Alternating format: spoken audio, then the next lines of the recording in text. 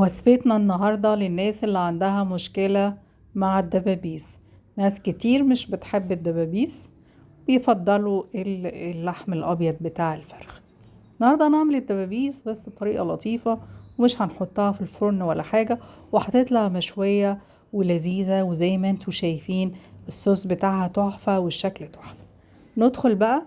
انا عندي 6 قطع من الدبابيس، حطاهم في التلاجة مع شوية ملح وشوية ليمون وكده، وحطاهم في التلاجة من امبارح.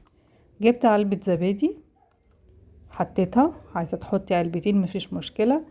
التوابل بتاعتي توم باودر وبابريكا مدخنة وملح وفلفل وشوية زعتر ومعلقة صغيرة من المستردة او الخردل. تمام. واحط كمان ليمونة، واقلب الخليط بتاعي كله.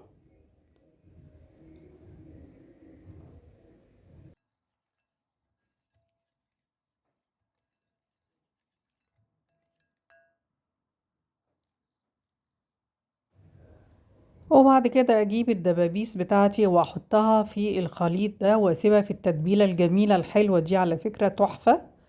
وهسيبها بتاع نص ساعة كده، لا اكثر ولا اقل. وكده كده الفراخ انا سايباها في الملح والفلفل وشوية ليمون من بالليل، وعليهم شوية زعتر كمان. هسيبها نص ساعة في التتبيلة، وبعد كده هاخدها على البوتاجاز. مش هنحط في الفرن ولا حاجة، هنعمل كل ده في طاسة او صينية على البوتاجاز.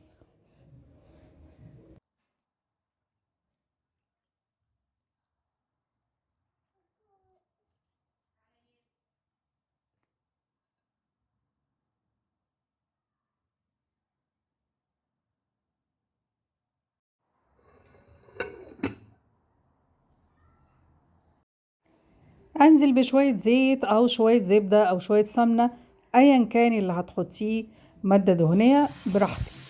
هنزل بالدبابيس وابتدي اشوحها من كل جانب لحد ما تديني اللون الاحمر اللطيف اللي احنا بنشوفه.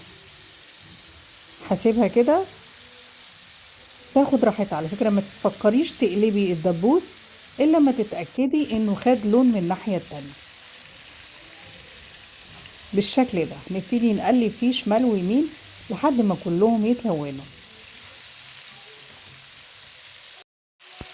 اول ما توصل للمرحلة دي انزل فيها بصلة مفرومة ناعم حلو قوي، واقلبها كده عشان تديني كمان الكرملة والطعم اللذيذ اللي احنا بنحسه في الصوص بتاع الفراخ. طبعا هحط معاها كوباية مية وهغطيها وهسيبها على البوتاجاز بالشكل ده لغاية ما تتشرب خالص. كل ما احس انها محتاجة مية والصوص ابتدى يتقل، احط لها شوية صغيرين.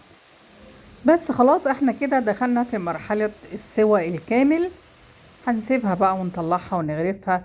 دي تتاكل مع رز ابيض، يعني مش مع اي حاجة. انا بفضلها مع الرز الابيض فقط، مع الصوص بتاع الدبابيس.